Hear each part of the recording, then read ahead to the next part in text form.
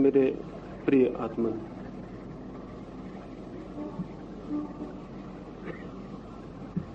एक छोटी सी कहानी से मैं आज की चर्चा प्रारंभ करना चाहूंगा।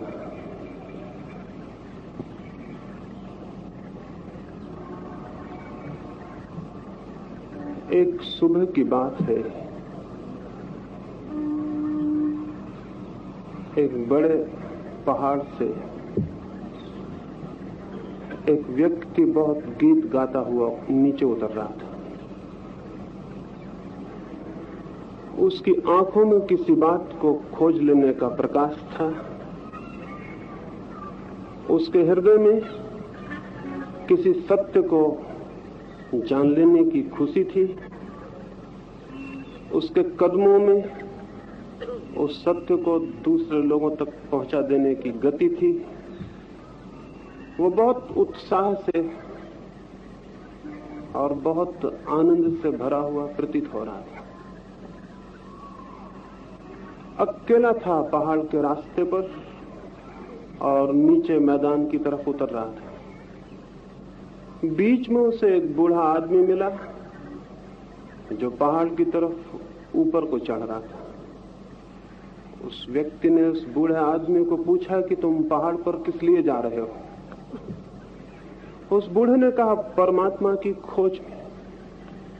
और वो व्यक्ति जो पहाड़ से नीचे की तरफ उतर रहा था, ये सुन के बहुत जोर से हंसने लगा और उसने कहा, क्या ये भी हो सकता है कि तुम्हें अभी तक वो दुखद समाचार नहीं मिला? उस बूढ़े आदमी ने पूछा, कौन सा समाचार? उस व्यक्ति ने कहा, क्या तुम्हें अभी तक पता नहीं कि ईश्वर मर चुका है? तुम किसे खोजने जा रहे हो? क्या जमीन पर नीचे मैदानों तक अब तक ये खबर नहीं पहुंची कि ईश्वर मर चुका है? मैं पहाड़ से आ रहा हूं और मैं भी ईश्वर को खोजने गया था, लेकिन वहां जाके मुझे ईश्वर तो नहीं, ईश्वर की लाश मिली। और क्या दुनिया तभी विश्वास करेगी जब अपने हाथों से उसे दफना देगी? क्या ये खबर अब तक नहीं पहुंची? मैं यही खबर लेके नीचे उतर रहा हूं कि मैदानों में जाऊं और लोगों को कह दूं कि पहाड़ों पर जो ईश्वर रहता था वो मर चुका। लेकिन बूढ़े आदमी ने विश्वास नहीं किया।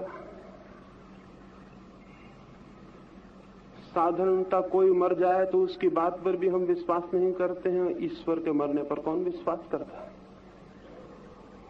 उस बूढ़े आदमी ने समझा कि युवक पागल हो गया है। वो अपने रास्ते पर बिना कुछ कहे पहाड़ चढ़ने लगा और उस युवक ने सोचा कि अजीब है, यह आदमी जिसे खोजने जा रहा है वो मर चुका है और फिर भी खोज को जारी रखना चाहता है। लेकिन वो नीचे की तरफ उतरता रहा। रास्ते में उसे और एक साधु मिला जो आंखें बंद किए हुए किसी के ध्यान में लीन था। उस युवक ने उसे झकझोरा और कहा कि किसका चिंतन करते हो, किसका ध्यान करते हो? उसने कहा, परमात्मा का स्मरण कर रहा हूं। वो युवक हंसा और बोला कि मालूम होता है ये खबर ले जाने का दुखद काम मुझे ही करना पड़ेगा कि तुम जिसका ध्यान कर रहे हो बहुत समय हुआ मर चुका। अब उसके ध्यान करने से कुछ भी नहीं होगा, अब उसके स्मरण करने से कुछ भी नहीं होगा, और अब उसके गीत और प्रार्थनाएं कोई भी फल न लाएंगी, क्योंकि मुर्दा आदमी कुछ नहीं कर सकता। मुर्दा परमात्मा भी क्या करेगा? और वो युवक और नीचे उतरा और उसी पहाड़ पर मैं भी गया था और मेरी भी उससे मुलाकात हुई। वही मैं आपसे कहना चाहता हूं। उस आदमी ने मुझसे भी पूछा कि कहां जाते हो?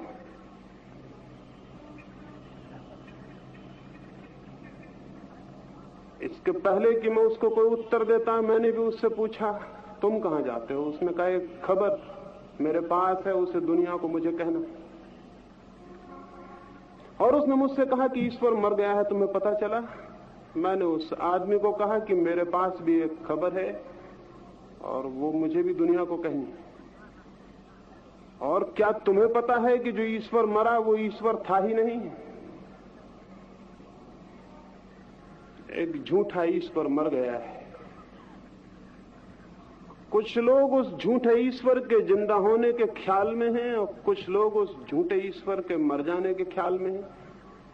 लेकिन जो सच्चा ईश्वर था वो अब भी है और हमेशा रहेगा। तो मैंने उससे कहा कि तुम एक खबर दुनिया को कहना चाहते हो और मैं भी एक खबर कहना चाहता हूं कि जो मर गया है वो सच्चा ईश्वर नहीं था, क्योंकि जो मर सकता है वो जीवित ही न रहा होगा। जीवन का मृत्यु से कोई भी संबंध नहीं। जहां जीवन है वहां मृत्यु नहीं है, और जहां मृत्यु हो जानना कि जीवन भ्रामक था और झूठा था, कल्पित था। मृत्यु ही सत्य थी। वो जो मरा हुआ है वही केवल मरता है, जो जीवित है उसके मरने की कोई संभावना नहीं है। जीवन के मर जाने से ज्यादा असंभव और कोई बात नहीं हो सकती। और ईश्वर तो समग्र जीवन का नाम है। वो आदमी दुनिया के कोने कोने में अपनी खबर कहता फिरता है, मुझको भी उसका पीछा करना पड़ रहा है। जहां वो जाता है वहां मुझे भी जाना पड़ता है। जरूर आपसे भी उसने ये बात आके कही होगी कि ईश्वर मर चुका है। बहुत तरकीबें हैं उस बात के कहने की, बहुत से रास्ते हैं, बहुत सी व्यवस्थाएं हैं, बहुत ढंगों से ये खबर आप तक भी निश्चित ही पहुंच गई होगी कि ईश्वर मर चुका है। मैं आपको दूसरी बात कहना चाहूंगा इन आने वाले 4 दिनों की चर्चाओं में, वो ये कि जो ईश्वर मर चुका है वो जिंदा ही नहीं था। कुछ लोगों ने उसे झूठा ही जीवन दे रखा था, और अच्छा हुआ कि वो मर गया है। और अच्छा हुआ होता कि वो कभी पैदा ही ना होता, और अच्छा हुआ होता कि वो बहुत पहले मर गया होता। इसलिए ये खबर सुखद है, दुखद नहीं। लोगों ने आपसे बहुत रूपों में कहा होगा कि धर्म की मृत्यु हो गई है। ये बहुत अच्छा हुआ है, क्योंकि जो धर्म मर सकता है वो मर ही जाना चाहिए। उसे जिंदा रखने की कोई जरूरत नहीं है। और जब तक झूठा धर्म जिंदा रहेगा और झूठा ईश्वर जीवित मालूम पड़ेगा, तब तक सच्चे ईश्वर को खोजना अत्यंत कठिन है। क्योंकि सच्चे ईश्वर और हमारे बीच में झूठे ईश्वर के अतिरिक्त और कोई भी नहीं खड़ा हुआ है। मनुष्य के और परमात्मा के बीच में एक झूठा परमात्मा खड़ा हुआ है। मनुष्य के और धर्म के बीच में अनेक झूठे धर्म खड़े हुए हैं। वे गिर जाएं, वे जल जाएं, वे नष्ट हो जाएं, तो मनुष्य की आंखें उसकी तरफ उठ सकती हैं जो कि सत्य और परमात्मा है। कौन सा ईश्वर झूठा ईश्वर है? मंदिरों में जो पूजा जाता है वो ईश्वर झूठा है। वो इसलिए झूठा है कि उसका निर्माण मनुष्य ने किया है। मनुष्य ईश्वर को बनाए, इससे ज्यादा झूठी और कोई बात नहीं हो सकती। ईश्वर ने मनुष्य को बनाया होगा, ये तो हो भी सकता है, लेकिन ये कैसे हो सकता है कि मनुष्य और ईश्वर को बना ले? लेकिन जितने प्रकार के मनुष्य हैं उतने ही प्रकार के ईश्वर हमने निर्मित कर लिए, और जितने प्रकार के मनुष्य हैं उतने ही प्रकार के मंदिर हैं, उतने ही प्रकार की मस्जिदें हैं, उतने ही प्रकार के गिरजाघर हैं, और न मालूम क्या। हम सब ने मिलकर न मालूम कितने प्रकार के ईश्वर ईजाद कर लिए। ये ईश्वर निश्चित ही झूठे हैं। ईश्वर ईजाद नहीं किया जा सकता, इन्वेंट नहीं किया जा सकता। कोई उसे न तो पत्थर के द्वारा निर्मित कर सकता है, और न शब्दों के द्वारा, और न रंगों के द्वारा, और न रेखाओं के द्वारा। क्योंकि जो भी हम निर्मित कर सकेंगे वो हमसे भी कच्चा और हमसे भी ज्यादा झूठा और हमसे भी ज्यादा क्षणभंगुर होगा। मनुष्य ईश्वर निर्मित नहीं कर सकता, लेकिन ईश्वर को उपलब्ध कर सकता है। मनुष्य ईश्वर की इजाद नहीं कर सकता, लेकिन ईश्वर का आविष्कार कर सकता है। इन्वेंट तो नहीं कर सकता, डिस्कवर कर सकता है। मनुष्य ने जितने भी ईश्वर इजाद किए हैं वो सब झूठे हैं, और इन्हीं ईश्वरों के कारण, इन्हीं धर्मों, रिलीजन्स के कारण, रिलीजन, धर्म का दुनिया में कहीं कोई पता भी नहीं मिलता है। जहां भी जाइएगा कोई न कोई ईश्वर बीच में आ जाएगा, और कोई न कोई धर्म, और धर्म से आपका कोई संबंध ना हो सकेगा। हिंदू बीच में आ जाएगा, ईसाई और मुसलमान और जैन और बौद्ध, कोई न कोई बीच में आ जाएगा, कोई न कोई दीवार खड़ी हो जाएगी, कोई न कोई पत्थर बीच में अटक जाएगा और द्वार बंद हो जाएंगे। और ये द्वार परमात्मा से तो मनुष्य को तोड़ते ही हैं, मनुष्य को भी मनुष्य से तोड़ देते हैं। मनुष्य को अलग करने वाला कौन है? एक मनुष्य और दूसरे मनुष्य के बीच कौन सी दीवारें? पत्थर की, मकानों की? नहीं, मंदिरों की, मस्जिदों की, धर्मों की, शास्त्रों की, विचारों की। वे दीवारें हैं जो एक एक मनुष्य को दूसरे मनुष्य से अलग किए हुए। और स्मरण रहे कि जो दीवारें मनुष्य और मनुष्य को ही दूर कर देती हों, वे दीवारें मनुष्य को परमात्मा से कैसे मिलने देंगी? ये असंभव है, ये असंभव है। अगर मैं आपसे दूर हो जाता हूं तो ये कैसे संभव है कि जो चीज मुझे आपसे दूर कर देती हो वो मुझे उससे जोड़ दे जो कि सबका नाम? ये संभव नहीं है। लेकिन इसी तरह का ईश्वर, इसी तरह का धर्म हजारों हजारों वर्षों से मनुष्य के मन पर छाया हुआ है। और यही कारण है कि 5-6 हजार वर्षों के निरंतर चिंतन, मनन और ध्यान के बाद जीवन में धर्म का कोई अवतरण नहीं हो सका। एक फॉल्स रिलीजन, एक मिथ्या धर्म हमारे और धर्म के बीच में खड़ा हुआ है। नास्तिक नहीं धर्म को रोक रहे हैं, और न वैज्ञानिक रोक रहे हैं, और न भौतिकवादी रोक रहे हैं। रोक रहे हैं वे लोग जिन्होंने धर्मों की इजाद कर ली। और तब हम उन इजाद किए किसी न किसी धर्म की दीवार में आबद्ध हो जाते हैं, कारागृह में बंद हो जाते हैं, और हमारे चित्त परतंत्र हो जाते हैं, और उस स्वतंत्रता को खो देते हैं जो कि सत्य की खोज की पहली शर्त है।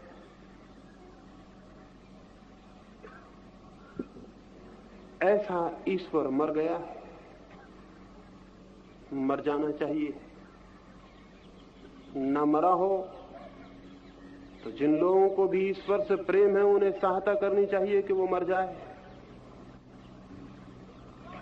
उसे दफना दिया जाना चाहिए। अगर समय रहते ये न हो सका तो सच्चे धर्म के अभाव में मनुष्य जाति का क्या होगा ये कहना बहुत कठिन है, और बहुत दुर्भाग्यपूर्ण भी है वो घोषणा करनी। और उस दिन की कल्पना भी मन को कपाने वाली है। आज भी मनुष्य का क्या हो गया है? आज भी मनुष्य क्या है? अगर पशु पक्षियों में होश होगा तो वह आदमी को देख के जरूर हंसते होंगे, उन्हें हंसी आती होगी। डार्विन ने कुछ वर्षों पहले लोगों को समझाया कि मनुष्य जो है वो बंदर का विकास है, लेकिन एक बंदर ने मुझे बताया है कि मनुष्य जो है वो बंदर का पतन है। डार्विन समझ नहीं पाया। बंदर हंसते हैं आदमी पर और सोचते हैं कि ये उनका पतन है। ये कुछ बंदर भटक गए हैं और आदमी हो गए। और डार्विन को ख्याल था कि ये बंदरों का विकास है, ये केवल आदमी के अहंकार की भूल है। एक बंदर ने मुझे ही बताया। ये जो आदमी की आज स्थिति है ये कल और क्या होगी, और कौन इसे इस स्थिति को ऐसा बनाए हुए है? स्मरण रखिए, बीमारियों से भी ज्यादा घातक वे दवाइयां हो जाती हैं जो झूठी हों। स्मरण रखिए, समस्याओं से भी ज्यादा खतरनाक वे समाधान हो जाते हैं जो कि सच्चे न हो। क्योंकि समस्या तो एक तरफ बनी रहती है और समाधान दूसरी समस्याएं खड़ी कर देते। इधर 5000 वर्षों में धर्म के नाम पर जो कुछ हुआ उससे जीवन की कोई समस्या हल नहीं हुई, बल्कि और नई समस्याएं खड़ी हो गई। और हर समाधान अगर नई समस्याएं खड़ी कर देता हो तो ऐसे समाधानों से विदा लेने का समय आ गया है। उन्हें विदा दे देनी जरूरी है, क्योंकि बहुत सी व्यर्थ की समस्याएं उनके कारण खड़ी हुई हैं और समाधान तो कोई भी नहीं हुआ। मनुष्य ईश्वर के कितने निकट पहुंचा है। मंदिर तो बढ़ते जाते हैं, मस्जिद बढ़ती जाती हैं, गिरजे रोज नए नए खड़े होते जाते हैं, और ऐसा मालूम होता है कि अगर ये विकास इसी भांति चला तो आदमी के रहने के लायक मकान न बचेंगे, ईश्वर सब मकान घेर लेगा। लेकिन इन मंदिरों में, इन गिरजों में, इन मस्जिदों में होता क्या है? क्या मनुष्य के जीवन से कोई ईश्वर का संबंध वहां पैदा होता है? क्या मनुष्य के जीवन में कोई क्रांति वहां घटित होती है? क्या मनुष्य के जीवन का दुख और अंधकार वहां दूर होता है? क्या मनुष्य के जीवन की हिंसा और घृणा वहां समाप्त होती है? क्या मनुष्य के जीवन में प्रेम और प्रार्थना के गीत वहां पैदा होते हैं? क्या कोई सौंदर्य और क्या कोई सौंदर्य के फूल मनुष्य के हृदय पर वहां पैदा होते हैं, बनते हैं और निर्मित होते हैं? नहीं, बिल्कुल नहीं। बल्कि वहां मनुष्य के बीच घृणा पैदा होती है, क्रोध और हिंसा पैदा होती है। आज तक जितना संघर्ष, युद्ध और खूनपात मंदिरों के और मूर्तियों के नाम पर हुआ है, और किस चीज के नाम पर हुआ है, और मनुष्य की जितनी हत्या मनुष्यों के द्वारा निर्मित धर्म स्थानों को लेकर हुई है, और किस बात से हुई है? अगर हम अब भी इस बात को कहे चले गए कि हम इन्हीं स्थानों को धर्म स्थान मानते रहेंगे, तो निश्चित मानिए धर्म के अवतरण की फिर कोई संभावना नहीं। एक छोटी सी कहानी मुझे स्मरण आती है, वो मैं आपसे कहूं। एक चर्च के द्वार पर सुबह सुबह एक आदमी ने आके दस्तक लगाई। मैं तो उसे आदमी कह रहा हूं, लेकिन चर्च में जो लोग रहते थे वो उसे आदमी नहीं समझते थे, क्योंकि मंदिरों ने आदमियों और आदमियों में फर्क पैदा कर रखा है। वह आदमी काले रंग का था और जिनका मंदिर था और जिनका परमात्मा था वो सफेद रंग के लोग थे। उस मंदिर के पुरोहित ने उस काले आदमी को कहा, यहां कैसे आए? उसने कहा, मैं परमात्मा की खोज में आया हूं। उस पुरोहित ने उसे नीचे से ऊपर तक देखा, काला आदमी और सफेद आदमियों के परमात्मा के मंदिर में आए, ये बिल्कुल समझ में आने वाली बात नहीं। लेकिन पुराने दिन होते तो उसने तलवार निकाली होती और उसे कहा होता, यहां से हट जाओ, तुम्हारी छाया पड़नी भी खतरनाक है। लेकिन दिन बदल गए और भाषाएं बदल गईं। उस पुरोहित ने बहुत प्रेम से कहा और कहा, मेरे भाई, मंदिर में आने से क्या होगा? जब तक तुम्हारा हृदय शांत ना हो और तुम्हारा मन विकारों से मुक्त ना हो, तब तक मंदिर में आके क्या करोगे? परमात्मा तो केवल उन्हें मिलता है जिनके हृदय शांत होते हैं और विकार से मुक्त होते हैं। तो तुम जाओ, पहले हृदय को पवित्र करो, फिर आना। उस पुरोहित ने सोचा होगा, न होगा हृदय पवित्र और न ये वापस आएगा। लेकिन ये बात उसने सफेद चमड़ी के लोगों से कभी भी नहीं कही थी। ये तो इस आदमी को इस मंदिर से दूर रखने का उपाय था। वो काला आदमी चला गया। कई महीनों के बाद रास्ते के चौराहे पर उस पुरोहित को वो दिखाई पड़ा। वो बहुत मगन, बहुत आनंदित और उसकी आंखों में कोई रोशनी झलकती थी। उस पुरोहित ने पूछा कि तुम दोबारा नहीं आए?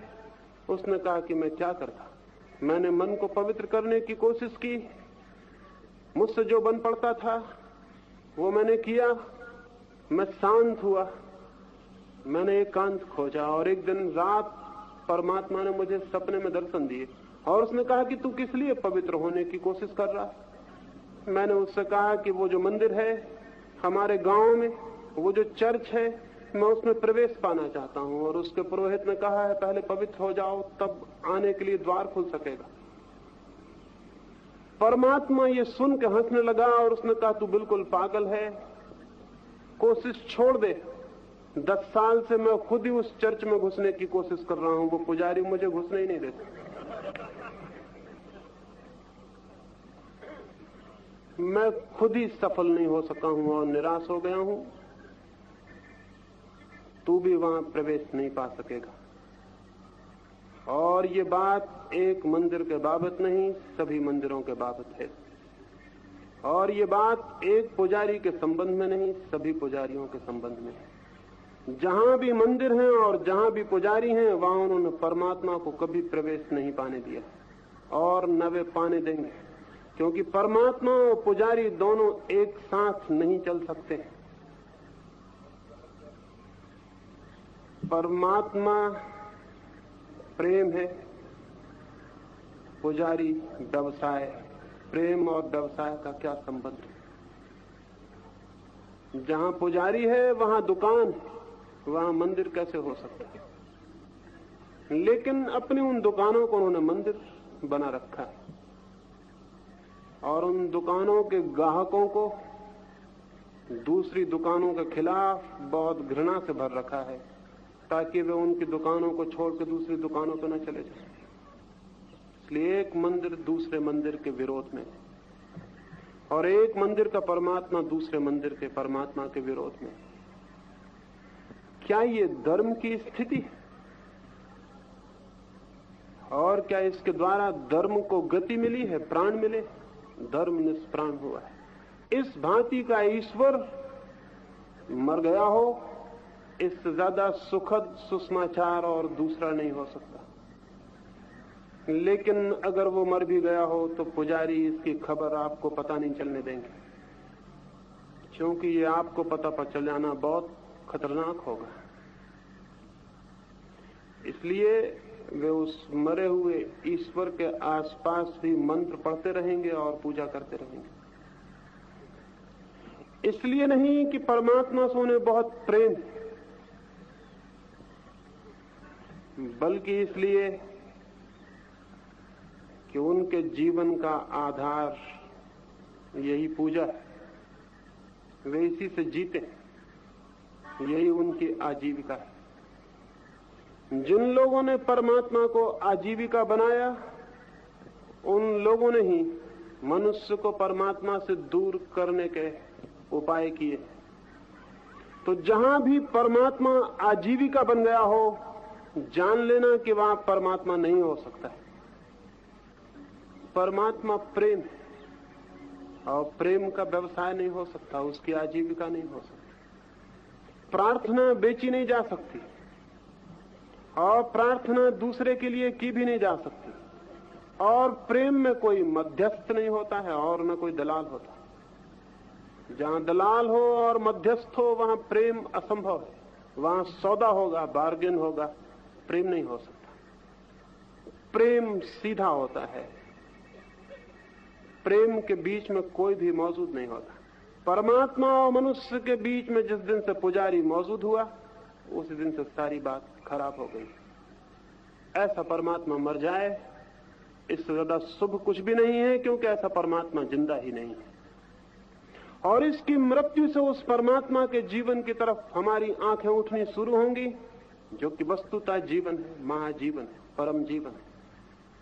हिंदू, मुसलमान, ईसाई और जैन और बौद्ध और इस तरह के सभी नाम दुनिया से विदा होने चाहिए, तो दुनिया में धर्म का जन्म हो सकता है। और इसी भांति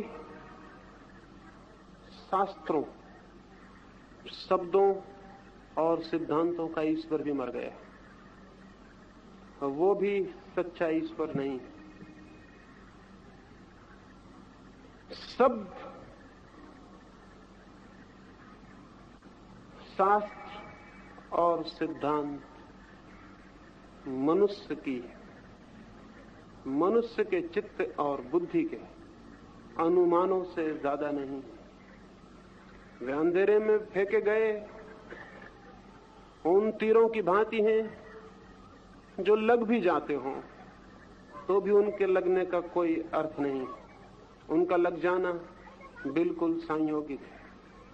मनुष्य सोचता रहा है, जीवन में जहां जहां अज्ञान है और अंधेरा है, मनुष्य विचार करता रहा है, अनुमान करता रहा है। अनुमानों के बहुत शास्त्र सारी जमीन पर इकट्ठे हो गए।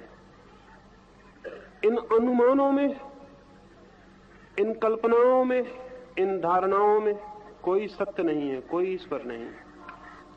क्योंकि ईश्वर का अनुभव तो वहीं शुरू होता है जहां सब अनुमान, सब विचार, सब धारणाएं शांत हो जाती, जहां चित्त मौन और निर्विचार को उपलब्ध होता है, वहीं वो सत्य को जानने में समर्थ होता है।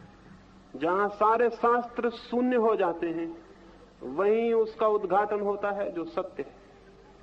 इसलिए शब्दों में जो भटके हों, शब्दों को जिन्होंने पकड़ रखा हो, शास्त्रों को जिन्होंने अपनी आत्मा समझ रखी हो, उनका सत्य से कोई संबंध न हो सकेगा।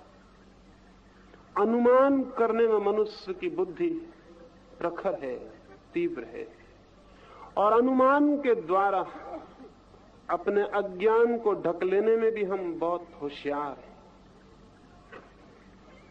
जहां जहां अज्ञान है वहां वहां हम कोई अनुमान कर लेते हैं, कोई कल्पना कर लेते हैं, और धीरे धीरे उस कल्पना पर विश्वास करने लगते हैं। क्यों? क्योंकि उस कल्पना पर विश्वास करने से हमारे अज्ञान का बोध नष्ट हो जाता है। हमें लगता है कि हम जानते हैं। जिस मनुष्य को ये लगता हो कि मैं जानता हूं ईश्वर को, वो ईश्वर को कभी ना जान सकेगा। वो ईश्वर को कभी भी नहीं जान सकेगा, क्योंकि उसका जानना निश्चित ही किन्हीं शास्त्रों और सिद्धांतों की पकड़ पर निर्भर होगा। कुछ उसने सीख लिया होगा, कुछ उसने समझ लिया होगा, कुछ उसने स्मरण कर लिया होगा, वही उसका ज्ञान बन गया होगा। ऐसा ज्ञान नहीं, बल्कि ऐसा अज्ञान कि मैं जीवन सत्य के संबंध में कुछ भी नहीं जानता हूं। इस बात का बोध कि मुझे जीवन सत्य के संबंध में कुछ भी पता नहीं, कुछ भी ज्ञात नहीं, ऐसी इग्नोरेंस का स्पष्ट एहसास, ऐसी प्रतीति कि मुझे पता नहीं है, मनुष्य के चित्त को शब्दों के भार से मुक्त कर देती है, और वो मौन पैदा होता है जो उसे जानने की तरफ ले जा सकता है। किसी ने ये घोषणा कर दी एथेंस में कि सुकरात सबसे बड़ा ज्ञानी। लोग सुकरात के पास गए और उन्होंने सुकरात से कहा कि लोगों ने घोषणा की है कि तुम सबसे बड़े ज्ञानी हो। सुकरात हंसा और उसने कहा, उनसे जाओ और कहना कि जब मैं युवा था तो मुझे ऐसा भ्रम था कि मैं ज्ञानी। फिर जैसे जैसे मेरी उम्र बढ़ी, मेरा ज्ञान बिखरता गया और पिघलता गया और बह गया। अब जबकि मैं मौत के करीब आ गया हूं, और अब जब मुझे कोई भी किसी से डर नहीं है, मैं एक सच्ची बात कह देना चाहता हूं कि मैं कुछ भी नहीं जानता हूं। जाओ और उन लोगों को कह दो कि सुकरात तो कहता है कि वो महा अज्ञानी है। वे लोग गए और उन्होंने जाके, जो लोग इसकी घोषणा गांव में करते फिरते थे, उनसे जाके कहा कि सुकरात तो कहता है वो महाज्ञानी है। उन्होंने कहा इसीलिए तो हम कहते हैं कि उसको परम ज्ञान उपलब्ध हुआ है, क्योंकि जो ये कहने में समर्थ हो गया और जो इस सत्य को जानने में समर्थ हो गया है कि मैं कुछ भी नहीं जानता हूं, इस शांत और मौन, इस इनोसेंट, इस निर्दोष स्थिति में ही जानने के द्वार खुल सकते हैं। जिसको ये ख्याल हो कि मैंने जान लिया है, उसका तो अहंकार और मजबूत हो जाएगा। ज्ञानियों के अहंकार से ज्यादा बड़ा अहंकार और किसी का भी नहीं होता। उनकी तो ईगो उनका तो मैं भाव कि मैं कुछ हूं और भी प्रबल हो जाएगा। और जिसको ये वहम हो जाए कि मैं हूं, वो परमात्मा से नहीं मिल सकेगा। क्योंकि परमात्मा में मिलने की पहली शर्त यह है कि जैसे बूंद अपने को सागर में खो देती है, ऐसे ही कोई अपने अहंकार को सर्व के साथ निमज्जित कर दे, सर्व के साथ खो दे। वो जो चारों तरफ फैला हुआ विस्तार है, वो जो असीम और अनंत सत्ता है चारों ओर, उसमें अपने को डुबा दे और खो दे। सुकरात ने कहा कि मैं महाअज्ञानी हूं। क्या आप भी किसी क्षण में इस बात को अनुभव कर पाते हैं कि आप महाअज्ञानी हैं? अगर कर पाते हैं तो किसी न किसी दिन परमात्मा वो क्षण निकट लाएगा जब ज्ञान का जन्म हो सके। लेकिन अगर आप भी अपने मन में ये दोहराते हो कि मैं जानता हूं, तो स्मरण रखना, ये जानने का भ्रम कभी भी नहीं जानने देगा। ज्ञानियों का ईश्वर मर गया है। उनका ईश्वर जिनको ये ख्याल है कि हम जानते, पंडितों का ईश्वर मर गया है। अब तो उन लोगों के ईश्वर के लिए इस जगत में जगह होगी जिनके हृदय बच्चों की तरह सरल हों और जो ये कह सकें कि हम नहीं जानते, और उस न जानने के बिंदु से जिनकी खोज शुरू हो सके, जो न जानने के स्थान से खोज कर सकें और यात्रा कर सकें। सच तो यह है, इंक्वायरी या कोई भी खोज तभी प्रारंभ होती है जब न जानने का भाव गहरा और प्रबल हो जाए। जब जानने का भाव गहरा हो जाता है तो खोज बंद हो जाती है, टूट जाती है, समाप्त हो जाती है। लेकिन हम सभी लोग कुछ न कुछ जानने के ख्याल में, अगर हमने गीता स्मरण कर ली है या कुरान या बाइबल या कोई और शास्त्र, और अगर हमें वे शब्द पूरी तरह कंठस्थ हो गए हैं, और जीवन जब भी कोई समस्याएं खड़ी करता है तो हम उन सूत्रों को दोहराने में सक्षम हो गए हैं, और अगर हमें इस भांति ज्ञान पैदा हो गया है, तो हम बहुत दुर्दिन की स्थिति में हैं, बहुत दुर्भाग्य की। ये ज्ञान खतरनाक है। ये ज्ञान कभी सत्य को नहीं जानने देगा और कभी ईश्वर से नहीं जानने देगा, कभी ईश्वर से ये ज्ञान संबंधित नहीं होने देगा। ये ज्ञान जो शब्दों से और शास्त्रों से आता है, ज्ञान ही नहीं है।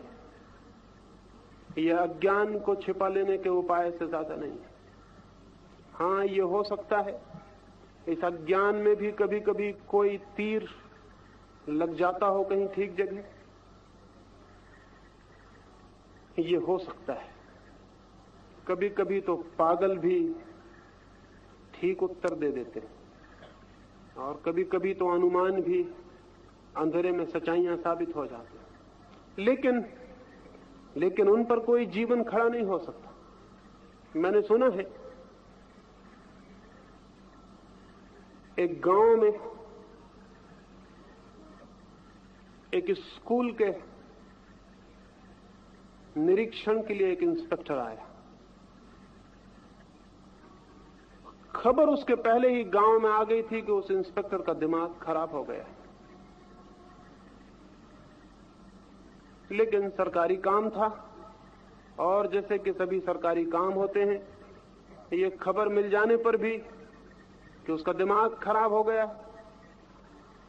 अभी उसकी चिकित्सा की व्यवस्था होने में काफी देर थी, या उसे नौकरी से निवृत्त करने में भी अभी काफी देर थी।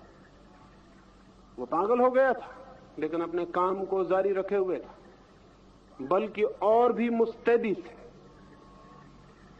पागल काम करने में बड़े कर्मठ हो जाते हैं, वो जो भी करते हैं पूरी ताकत से करते हैं। वो और भी जोर से निरीक्षण करने लगा था। अब वो बैठते ही नहीं था घर पर, वो गांव-गांव निरीक्षण करता घूमता था, और हर स्कूल के रजिस्टर में उस स्कूल का रिकॉर्ड खराब करता था, क्योंकि उसके प्रश्नों के उत्तर देने बिल्कुल असंभव थे। वो उस गांव में भी आया जिसकी मैं बात कर रहा हूं। उस गांव का अध्यापक डरा हुआ था, प्रधान अध्यापक डरा हुआ था, बच्चे डरे हुए थे कि क्या होगा। वो आया, और जो सबसे बड़ी कक्षा थी उस स्कूल के, उसमें जाकर उसने कुछ प्रश्न पूछे। सबसे पहले उसने ये कहा कि जो प्रश्न मैं पूछ रहा हूं इसका कोई भी अब तक उत्तर नहीं दे पाया है।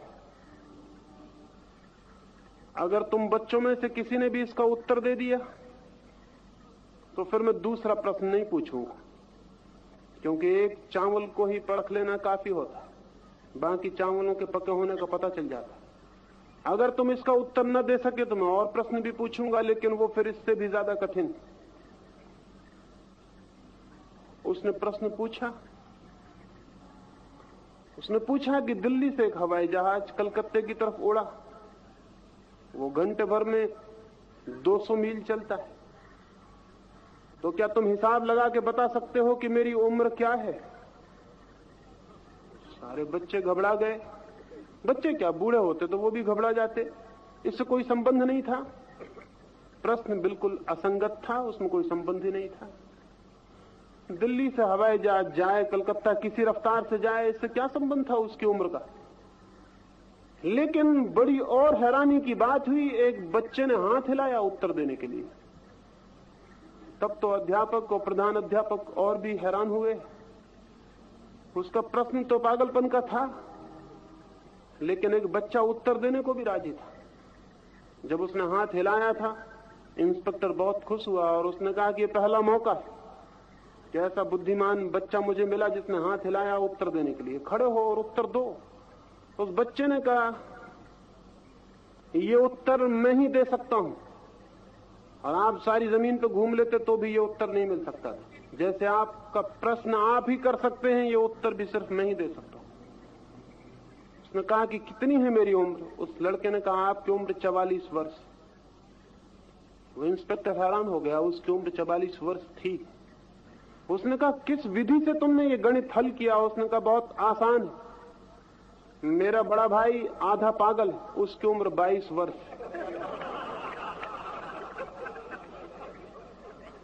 तो बिल्कुल ही आसान सवाल है। आपकी उम्र 44 वर्ष होनी ही चाहिए। ये ईश्वर के संबंध में,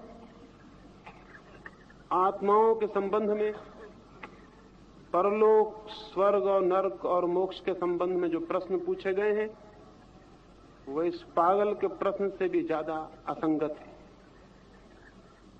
और इनके उत्तर देने वाले भी मिल गए।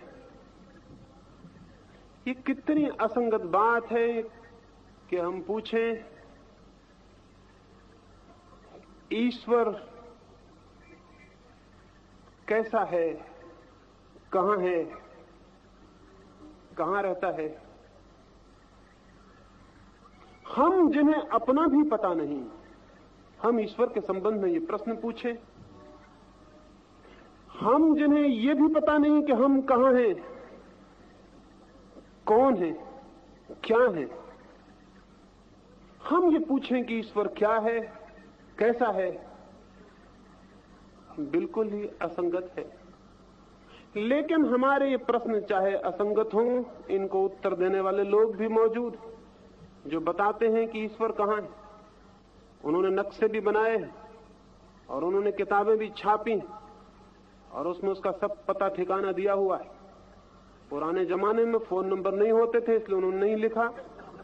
अगर वो आप फिर से नए संस्करण निकालेंगे अपनी किताबों के, तो उसमें फोन नंबर भी होगा और फिर वहां जाने की भी बहुत जरूरत नहीं है, आप घर से ही बात भी कर ले सकते हैं। उन्होंने फासले तक बताए हैं, स्वर्ग के रास्ते और नरक के रास्ते बनाए हैं और नक्शे बनाए हैं, और मंदिरों में वो नक्शे टंगे हुए हैं। किनने? और इन सारी बातों पर अगर नक्शा बनाने वालों में विरोध है, होना स्वाभाविक है, क्योंकि ये तय करना कठिन है कि किसका नक्शा ठीक है। और अगर इन संबंधों में कि ईश्वर की शक्ल कैसी है, स्वभावतः चीनी में और भारतीय में झगड़ा होना स्वाभाविक है, क्योंकि चीनी जो शक्ल बनाएगा वो चीन के आदमी जैसी होगी और भारतीय जो शक्ल बनाएगा वो भारतीय आदमी जैसी होगी। और नीग्रो जो शक्ल बनाएगा उसमें वो पतले ओंठ नहीं लगा सकता, उसके बाल घुंघराले होंगे, शक्ल काली होगी और ओंठ वैसे होंगे जैसे नीग्रो के होते। तो झगड़ा होना स्वाभाविक है कि ईश्वर के ओंठ कैसे हैं, तो भारतीयों का उत्तर दूसरा होगा और नीग्रो का उत्तर दूसरा और चीनी का उत्तर दूसरा। ये बिल्कुल स्वाभाविक है। और इन झगड़ों को तय करने का रास्ता फिर एक ही रह जाता है कि कौन कितने जोर से तलवार चला सकता है और कौन कितने जोर से लोगों को मार सकता है। जो जितना ज्यादा जोर से मार सकता है और मारने में जीत सकता है, उसका उत्तर सही है। तो वो स्कूल के इंस्पेक्टर पे मत हंसिए, सारी दुनिया के इतिहास पे हंसिए, पंडितों पे हंसिए। उत्तर के सही होने का सबूत क्या है? सबूत यह है कि हम 60 करोड़ हैं, तुम 20 करोड़। सबूत यह है कि अगर तुम लड़ोगे तो हम तुम्हारी हत्या कर देंगे, तुम हमारी नहीं कर पाओगे, इसलिए हम सही हैं। इसलिए तो सारी दुनिया के धर्म अपनी संख्या बढ़ाने के लिए पागल है, क्योंकि संख्या बल है और सत्य की गवाही में संख्या के सिवाय और कौन सा बल है। इसलिए सारे दुनिया के धर्म पुरोहित राजाओं को दीक्षित करने के लिए दीवाने और पागल रहे, इसलिए कि राजा के पास बल है, और जो राजा जिस धर्म में दीक्षित हो जाएगा वो धर्म सत्य हो जाएगा। और लड़के जो लोग ये तय करना चाहते हो कि कुरान सही है कि बाइबल के गीता, उनसे ज्यादा पागल और कौन होगा। लड़के जो ये तय करना चाहते हो कि कौन सही है, लड़ाई क्या किसी बात की सच्चाई का सबूत है, या कि जीत जाना कोई सच्चाई का सबूत है? लेकिन इन उत्तरों के जो कि भिन्न भिन्न होने स्वाभाविक हैं, क्योंकि वो मनुष्य की कल्पना से निकले और मनुष्य के अपने अनुभव से निकले। अगर आप तिब्बतियों से पूछें कि नरक में क्या है, तो वो कहेंगे नरक में बहुत ठंड है, बहुत शीत है, क्योंकि तिब्बत ठंड से परेशान है, शीत से परेशान है। तो जो तिब्बत में पाप करते हैं उनको और ठंडी जगह में भेजना बिल्कुल स्वाभाविक है। ये बिल्कुल अनुभव की बात है कि उनको और ठंडी जगह में भेज दो जो पाप करते हैं। लेकिन भारतीयों से पूछिए कि तुम्हारा नरक कैसा है, तो वहां पे आग की लपटें जल रही हैं, कढ़ाए जल रहे हैं, और उन कढ़ाओं में जलते हुए कढ़ाओं में लोगों को डाला जा रहा है, क्योंकि हम गर्मी से परेशान हैं, सूरज तप रहा है। तो हमारा नरक गर्म होगा, ये बिल्कुल स्वाभाविक है। ये हमारा अनुमान बिल्कुल स्वाभाविक है। हम अपने पापी को ठंडी जगह नहीं भेज सकते। ठंडी जगह तो हम अपने मिनिस्टरों को भेजते हैं, ठंडी जगह तो हम अपनी राजधानियां बदलते हैं। पापियों को ठंडी जगह भेजेंगे तब तो बड़ा गड़बड़ हो जाएगा। पापियों को हम गर्म जगह भेजेंगे। ये हमारी कामना गर्म जगह भेजने की, उनको सताने की, हमारे नरक का निर्माण बन जाता है। नरक हमारा गर्म हो जाता है। ये हमारा अनुमान है। इस अनुमान से नरक के होने का न पता चलता है कि वो गर्म है या ठंडा, या है भी या नहीं। इससे केवल एक बात पता चलती है कि किस कौम ने और किस तरह के लोगों ने ये कल्पना की। तो हमारे शास्त्र ये नहीं बताते कि सत्य कैसा है, हमारे शास्त्र ये बताते हैं कि उनको बनाने वाले लोग कैसे हैं। हमारी कल्पनाएं सत्य के संबंध में ये नहीं बताती कि सत्य कैसा है, वो ये बताती हैं कि इसकी कल्पना करने वाले लोग किस स्थिति में, किस मनोदशा में वे लोग, उनकी सूचना मिलती है, और फिर हम इन पर लड़ाइयां लड़ते हैं, इन अनुमानों पर। और इन अनुमानों और शास्त्रों पर सारी दुनिया विभाजित खड़ी है। और इन हवाई बातों पर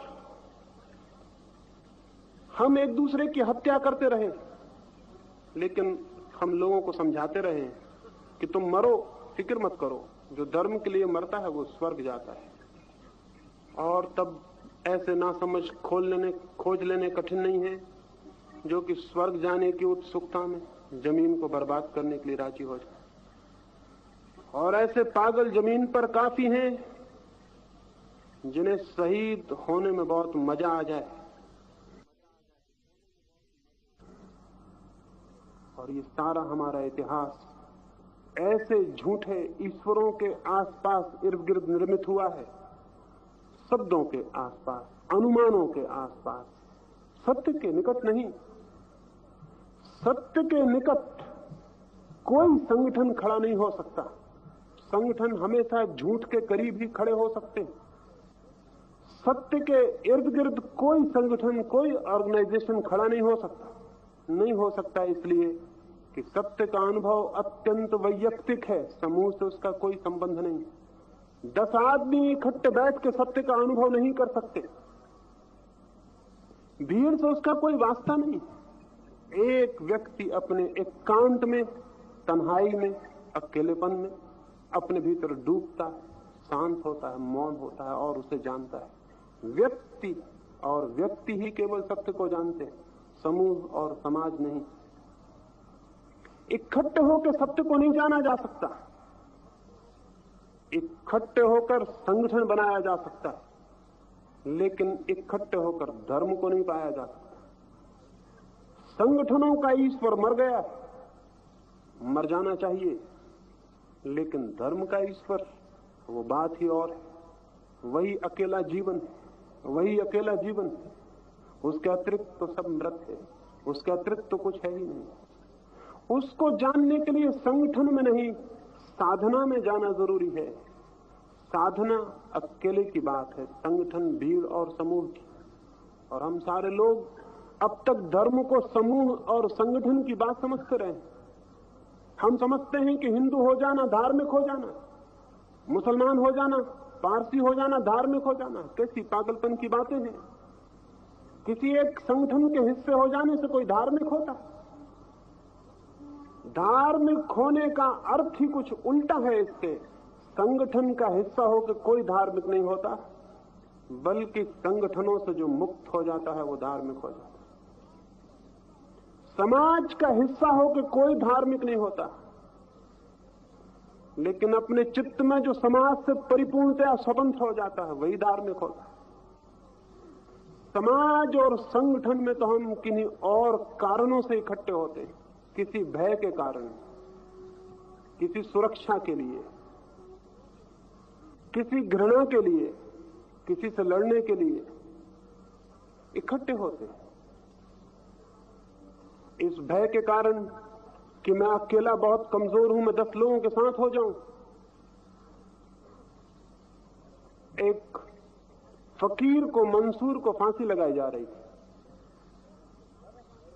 लोग उसके हाथ काट रहे थे, लाखों लोग इकट्ठे थे और पत्थर फेंक रहे थे, और वही व्यवहार कर रहे थे जो ईश्वर के आदमी के साथ हमेशा तथाकथित धार्मिक लोग करते हैं।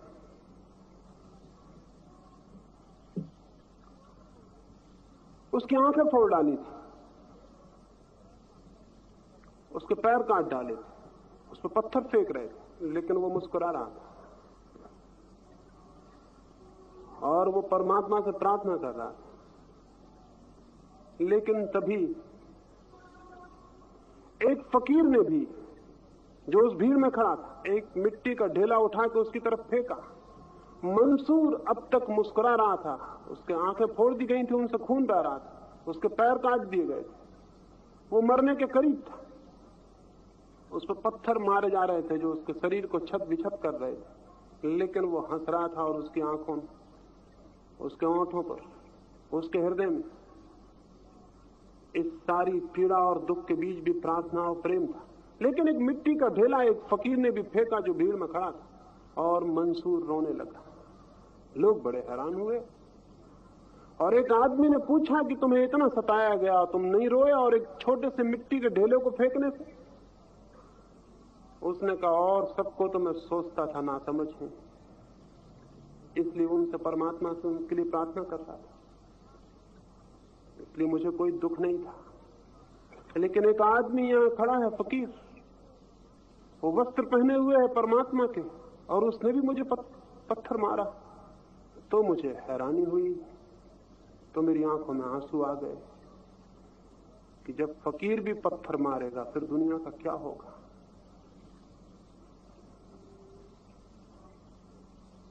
लेकिन फकीर तो बहुत दिन से पत्थर मार रहे हैं,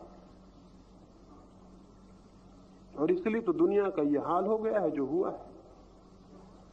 भीड़ बिखर गई, वो आदमी मंसूर तो मर गया, उसकी सुबास तो उड़ गई। उस फकीर से कुछ दूसरे फकीरों ने पूछा कि तुमने पत्थर क्यों मारा? उसने कहा, भीड़ का साथ देने के लिए। अगर मैं भीड़ का साथ न देता तो लोग समझते कि पता नहीं ये भी मंसूर को पसंद करता है। उन फकीरों ने कहा, पागल, अगर साथ ही देना था तो उसका देना था जो अकेला था। साथ भी दिया उनका जो बहुत थे। उन फकीरों ने उससे कहा, तू फकीरी के कपड़े छोड़ दे, क्योंकि जो भीड़ से डरता है वो धार्मिक नहीं हो सकता। जो भीड़ से डरता है वो कभी धार्मिक नहीं हो सकता, क्योंकि अगर भीड़ ही धार्मिक होती तो दुनिया में अधर्म कहां होता। अगर भीड़ ही धार्मिक होती तो फिर अधर्म और कहां होता। भीड़ तो अधार्मिक है, इसलिए जो भीड़ से भयभीत है और भीड़ का अंग बना रहता है वो कभी भी धार्मिक नहीं हो पाएगा। भीड़ से मन तो मुक्त होना चाहिए। इसका ये मतलब नहीं है कि मैं आपसे ही कह रहा हूं कि आप भीड़ को छोड़ दें और जंगलों में चले जाएं। जमीन बहुत छोटी है, अगर सारे लोग जंगलों में चले गए तो वहां बस्तियां बस जाएंगी, तो कोई फर्क ना पड़ेगा। ये मैं नहीं कह रहा हूं कि आप गांव छोड़ दें और जंगलों में चले जाएं। कुछ लोगों ने ये गलती भी की है कि जब उनको ये कहा जाता है कि तुम भीड़ से मुक्त हो जाओ तो भीड़ को छोड़ के भागने लगते। भागने वाला कभी मुक्त नहीं होता, भागने वाला भी डरने वाला है। अगर मुक्त होना है तो बीच में रहो और मुक्त हो जाओ। वो तो अभय की, फियरलेसनेस की सबूत होगा। दो तरह के लोग हैं, भीड़ में रहते हैं तो भीड़ से दब के और डर के रहते हैं। यही डरे हुए लोगों को जब कभी ये ख्याल पैदा होता है कि हम मुक्त हो जाएं तो ये जंगल की तरफ भागते हैं, क्योंकि वहां भीड़ ही नहीं रहेगी तो डराएगा कौन। सवाल ये नहीं है कि डराने वाला ना हो, सवाल ये है कि आप डरने वाले न रहें। इसलिए जंगल जाने से कुछ भी नहीं होगा। जो जंगल भागते हैं भयभीत डरे हुए लोग। जिंदगी से भागने वाला धर्म सच्चा धर्म नहीं हो सकता। जिंदगी के बीच जहां जीवन चारों तरफ है वहीं मुक्त हुआ जा सकता है। मुक्त होने का मतलब कोई शारीरिक और बाह्य मुक्ति नहीं है। मुक्त होने का मतलब है मानसिक स्वतंत्रता। मुक्त होने का मतलब है मानसिक गुलामी को तोड़ देना। मुक्त होने का मतलब है भीड़ में जो विश्वास दिए हैं, जो बिलीफ्स दिए हैं, उनसे छूट जाना। भीड़ में जो बातें पकड़ा दी हैं, हिंदू होना, मुसलमान होना, इस मंदिर को पवित्र मानना, उस मंदिर को पवित्र नहीं मानना, ये जो बातें पकड़ा दी हैं, ये जो शब्द पकड़ा दिए हैं, जो सिद्धांत पकड़ा दिए हैं, इनसे मुक्त हो जाना और मन की उस स्वतंत्रता को पाके सत्य की निजी वैयक्तिक खोज शुरू करनी। जो व्यक्ति दूसरों से उधार सत्यों को स्वीकार करके चुप हो जाता है, उस आदमी की खोज सत्य के लिए नहीं, क्योंकि सत्य कभी भी उधार नहीं हो सकता, वो बारोड कभी भी नहीं हो सकता। जो भी चीज उधार ली जा सकती है वो संसार की होगी, और जो चीज कभी उधार नहीं पाई जा सकती वही केवल परमात्मा की हो सकती। परमात्मा को उधार नहीं लिया जा सकता। परमात्मा कोई ऐसी चीज नहीं है कि ट्रांसफरेबल हो, कि मैंने आपको दे दी, आपने किसी और को दे दी। जीवन में जो भी श्रेष्ठ है, जीवन में जो भी सत्य है, जीवन में जो भी सुंदर है, जीवन में जो भी शिव है, वो कुछ भी एक हाथ से दूसरे हाथ में नहीं दिया जा सकता। उसे तो सीधे स्वयं ही अपनी खोज, अपने प्राणों के आंदोलन, अपने हृदय की प्रार्थनाओं, अपने जीवन की प्यास से ही पाना होता है। वो निजी और वैयक्तिक खोज है। समूह का ईश्वर मर गया है, मर जाने दें, सहारा दें कि वो मर जाए। व्यक्ति का, एक एक इकाई का, एक एक मनुष्य का ईश्वर ही सच्चा ईश्वर हो सकता है। संगठन का ईश्वर गया है, जाने दें, उसे रोके ना, घबराए ना कि उसके जाने से दुनिया से धर्म चला जाएगा।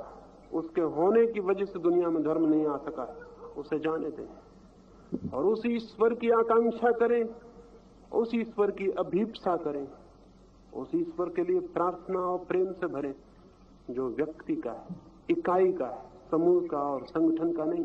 मर जाने दें हिंदू को, मुसलमान को, मर जाने दें जैन को, बौद्ध को, विदा हो जाने दें दुनिया से, कोई जरूरत नहीं है।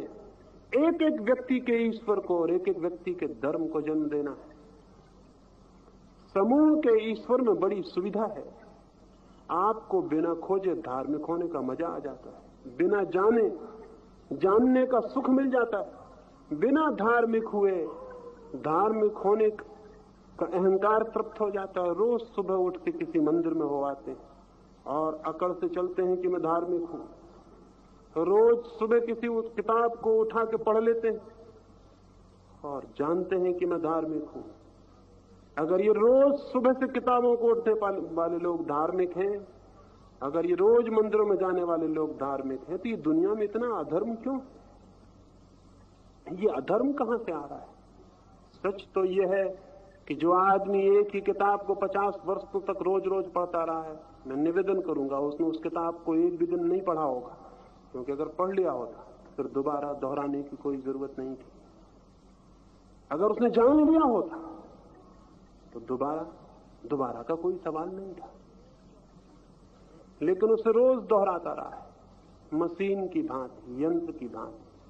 पहले दिन जब उसने पढ़ा होगा तब शायद कुछ समझा भी हो। 50 वर्ष तक पढ़ने के बाद वो जो पढ़ेगा कुछ भी नहीं समझेगा, क्योंकि अब तो वो यंत्र की भांति दोहराने में समर्थ हो गया है। अब उसे किताब पढ़ने की जरूरत नहीं, अब तो उसके पास शब्द इकट्ठे हो गए हैं जिनको वो दोहरा ले सकता है। हमारा धर्म इन शब्दों का और संगठनों का धर्म रह गया है। ऐसे धर्म से मनुष्य के लिए कोई भविष्य नहीं। ऐसे धर्म को जाने दें। तो मैंने उस आदमी को उस पहाड़ पर कहा था, जरूर मर गया है ईश्वर, लेकिन ये चिंता की बात नहीं, ये खुशी का अवसर है, ये स्वागत के योग घटना है। क्योंकि इससे ये संभावना बनती है कि शायद हम इस ईश्वर को खोज सकें जो कि वस्तुता है, शायद हम उस धर्म को जान सकें, शायद हमारे प्राण उस धर्म की ओर गतिमान हो सकें जो कि जीवन को रूपांतरित कर दे, जिसके द्वारा जीवन प्रेम से और आनंद से भर जाए और आलोक से। तो हम कहेंगे कि वो धर्म है, और जिसके द्वारा जीवन इन सारी बातों से न भरा हो और अंधकार अपनी जगह रहा हो और धर्म की पूजाएं और प्रार्थनाएं एक तरफ चलती रही हो और दुनिया की दीनता और दरिद्रता और दुख और दुर्भाग्य कोई भी परिवर्तित ना हुआ हो और मनुष्य वैसा का वैसा हो, वैसा का वैसा जैसा हजारों साल पहले था। ऐसे धर्म को लेकर क्या करेंगे? ऐसे धर्म को जिंदा रख के क्या करेंगे? एक फकीर एक सुबह एक मस्जिद के पास से निकलता था, अंधा था, आंखें नहीं थी। उसने मस्जिद के द्वार पर हाथ फैलाए और कहा कि मुझे कुछ मिल जाए। किसी राह चलते ने कहा कि तू पागल है, ये तो मस्जिद, यहां क्या मिलेगा? ये तो परमात्मा का घर है, कहीं और मांग। वो फकीर भी अजीब रहा होगा, उसने कहा कि जब परमात्मा के घर से कुछ ना मिलेगा तो फिर किस घर से मिलेगा? वो वहीं बैठ गया, वो अंधा आदमी, और उसने कहा कि अब तो यहां से तभी विदा होऊंगा जब कुछ मिल जाए, क्योंकि ये तो आखिरी घर आ गया, अब इसके आगे घर कहां? और अगर यहां नहीं मिलने वाला है तो फिर हाथ फैलाए रखने व्यर्थ है, फिर अब आगे कहां जाऊं? ये तो अंतिम घर आ गया, इसके बाद और घर कौन सा है? वो वहीं रुक गया। आंखें उसकी जरूर अंधी रही होंगी, लेकिन हमसे ज्यादा देखने की उसमें ताकत रही होगी। उसने अपने हाथ उठा दिए। 1 वर्ष वो उस द्वार से नहीं हटा। दिन आए गए, रातें आई गईं, वर्षा आई बीत गई, मौसम आए और गए, चांद उगा और ढला। लोग हैरान थे। वो फकीर बैठा था, वहां बैठा था, कोई दे जाता था तो भोजन कर लेता था, कोई पानी दे जाता था तो पानी पी लेता था, लेकिन उस द्वार से नहीं हटा। और वर्ष पूरा होते होते एक दिन सुबह लोगों ने देखा कि वो नाच रहा है, और उसकी अंधी आंखों में भी एक अद्भुत सौंदर्य की झलक मालूम हो रही, और उसके मुरझाए चेहरे में कोई नया जीवन आ गया। और उसने लकड़ी फेंक दी और वो नाच रहा है, और वो कुछ गीत गा रहा है, और वो की कृतज्ञता के शब्द बोल रहा है। लोगों ने पूछा क्या हुआ है? उसने कहा अब ये मुझसे मत पूछो, अब मुझे देखो और समझो। आप ये मुझसे मत पूछो कि क्या हुआ है, अब मुझे देखो और समझो। मेरी अंधी आंखों में दिखाई पड़ने लगा। अब मैं देख रहा हूं तुमको नहीं, बल्कि उसको जो तुम्हारे भीतर। अब मैं देख रहा हूं उसको जिसकी खोज थी, और अब मैं देख रहा हूं कि कहीं कोई मृत्यु नहीं, और अब मैं देख रहा हूं कहीं कोई दुख नहीं, और मैं देख रहा हूं कि मैं तो मिट गया हूं, लेकिन मिट के भी मैंने कुछ पा लिया है जो उससे बहुत ज्यादा बहुमूल्य है, जो मैंने खोया। मैंने ना कुछ खोया, मैंने सब कुछ पा लिया। लेकिन ये मुझसे मत पूछो। और लोगों ने देखा कि उससे पूछने की कोई भी जरूरत न थी। उसका आनंद कह रहा था, उसका संगीत कह रहा था, उसका गीत कह रहा था, उसका नृत्य कह रहा था। अगर दुनिया में धर्म होगा तो लोगों का आनंद कहेगा, लोगों का प्रेम कहेगा, लोगों के गीत कहेंगे। अभी तो लोगों के पास सिवाय आंसुओं के और कुछ भी नहीं, और उनके हृदय में सिवाय अंधकार के और कुछ भी नहीं, और उनके मस्तिष्क सिवाय उलझन, तनाव और अशांति के किसी चीज से परिचित नहीं। ये जमीन के लोगों का हाल है। तो इस हालत में कैसे धर्म हो सकता है? इसलिए जो धर्म है वे धर्म नहीं होंगे। लोगों के आंसू इसका सबूत है, उनका अंधकार इसका सबूत है। तो यह आंसुओं और अंधकार वाला ईश्वर मर गया तो अच्छा, प्रकाश वाले ईश्वर का जन्म कैसे हो सकता है? ये आने वाली चर्चाओं में मैं आपसे बात करूंगा। लेकिन एक बात कह दूं, मेरी बातों से उसका जन्म नहीं हो सकता। मेरी बातें उसके लिए ज्ञान नहीं बन सकती। इसलिए और लोगों को आप सुनने जाते होंगे, वो देते होंगे